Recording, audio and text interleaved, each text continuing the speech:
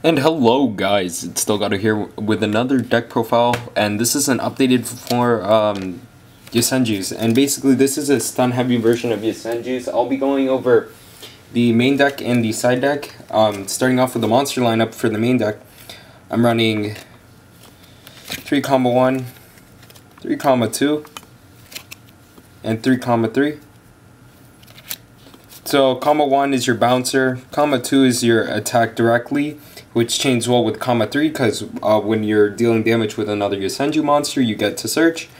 And then, so for your other Yosenjus, I'm running 3 Tajiks, just because it's also a good card to sit on. I mean, you can't bottomless this thing, you can avoid being bottomless, which is good, and you can buff it up to 2k, get around a lot of normal summonable monsters. Also, if you have another comma out on the field, you can buff that up and get around quite a few boss monsters. I mean, you can get around Windows, and I think you can get around, you can crash into a construct or something.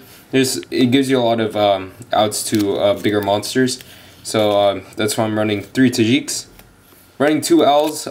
Some people prefer running 1, some people prefer running none. I like L's, it makes your plays a lot safer when you're going in for a damage. It protects you from mirror forces or anything that would target. Also, if you can keep it on the field, you can keep your counter traps live, and that's why I'm actually running 2, is so I can run 2 counter traps, which we'll discuss later. And then for the last Yosenju monster, I'm running 1 Daibok. I think Daibok's a great boss monster. You can't negate its summoning, so that prevents Solemn. It bounces back 2 cards, you know, get rid of a lot of problematic cards, and you're never gonna really you can't special summon him, obviously, so you're gonna tribute 2, and I mean it allows you to keep board presence after a while. So this is actually a good late game card. You know, he's searchable with comma 3, and overall a 3k beater is just really good to have. There's a lot of utility to what you can do with it. So that's the monster lineup. For the spells, I'm running 2 Dark Holes, basically the same thing as Raigeki, just cheaper, I guess, a little bit more budget friendly. I don't really like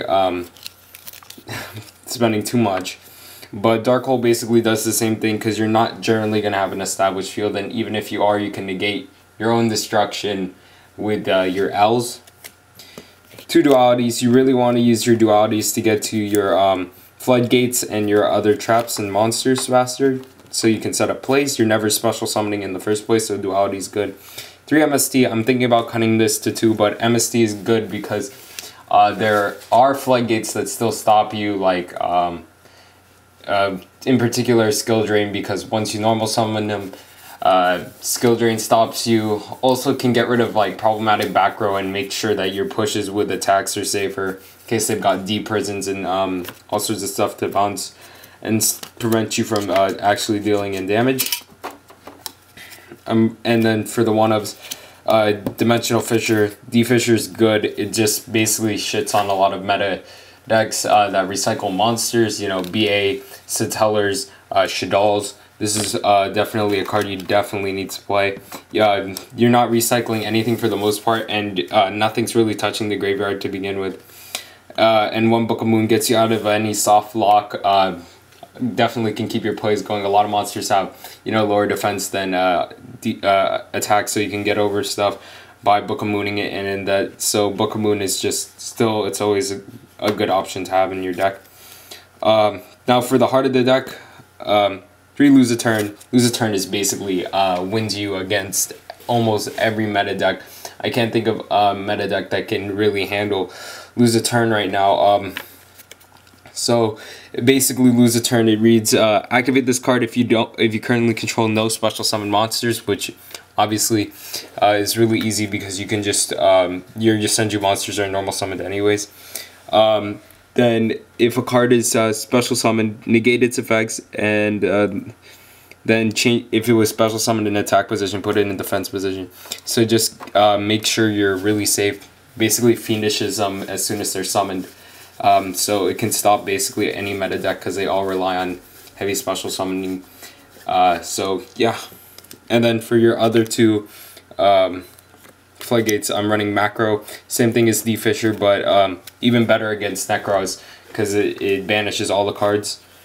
And 1, Vanities. Vanities is essential because, you know, like lose a turn. It stops the special summoning altogether, so you don't have to do it with board presence anyways.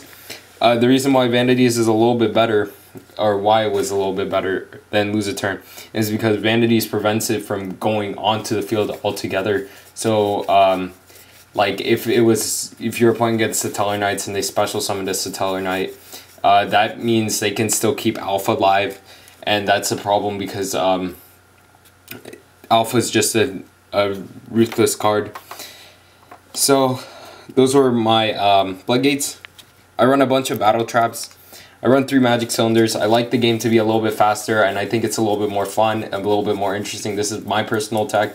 I know a lot of people prefer playing Fiendish Chains or more Mirror Forces or Dimensional Prisons, but I honestly like to see me burn my opponent. Knowing when to activate the magic cylinder is also really important. I'm running 2 D prisons. I like banishing stuff because there's a lot of decks can't handle recycling resources that have been banished. Should always have a hard time with this, getting back cards. I mean, they can't Falco back their constructs or their windows with this, and this just makes it a lot easier. Also, it stops them from getting their graveyard effects. So cards like Satellar Knights, Burning Abyss, and Shaddolls, who take really advantage out of having their cards in the graveyard, don't get any benefit from having them in the graveyard. And then I'm running 1 Mirror Force. Mirror Force is still a good card. The reason why I'm only running 1 is because of everything I explained in with D Prison. I don't like things being in the graveyard because a lot of decks can just recycle, but I do like preventing big pushes. So decks that swarm and they're attacking, I want to get rid of all of them as soon as possible. So Mirror Force is definitely the card to protect my life points. So for my other trap, I'm running 2 Secret Techniques. That's because I'm running the L, so I can maintain a little bit of board presence with the L and the die box, so I can keep these live. Even if they do sit there until my turn, then they become live. While I'm attacking, I can protect my monsters. It's good defense. I think, you know, it's basically War Chariot and for Yosenjus, and I still think it's an excellent card choice. But definitely it's an option to side deck in and out of. And then for the 1-ups, I'm running 1 Torrential, 1 Compulse, 1 Bottomless, 1 Solemn, and 1 Ring of Destruction. Ring of Destruction is probably my favorite out of these. Ring, Solemn. The other 3 are, you know, this is basically just another dark hole I have. Compulse is a lot better than Bottomless, but Bottomless has the same utility as your D Prison. It banishes them. So basically, so that's the main deck. For the extra deck, it's really whatever you want. The only cards that I would say, is really important is your Cowboy.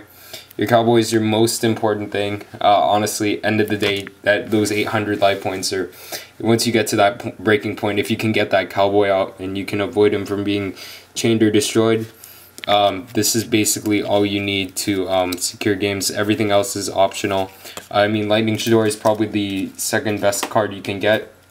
And then for your side deck options, I mean, just play around however you want to see however the meta you're going up against. You know, you've got your mirrors, you've got your Necro Valleys. You can probably side out this or side in more Secret Techniques. Just depends on really what you're playing against. So anyways, guys, tell me what you guys think about this deck. I'm really enjoying playing it. I'll be updating it still. So anyways, guys, thank you for watching, and as always, peace.